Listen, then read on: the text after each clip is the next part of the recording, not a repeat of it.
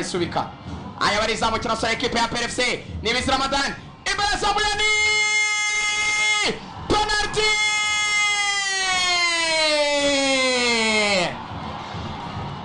niba byemera basora basaneza kumusifuzi yatanze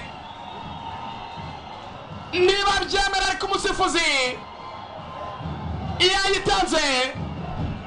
arbitre Tinio Atinio cyane kandi ntafari nakwisubiraho ntacyo wahindura eminota 15 penalty ya PFC kosa rikorewe mwenyewe kabari Bizimana Yannick bakinnyi wa Sunrise biramantare kwa Peri bakaba ihaye Rwanda Kajamba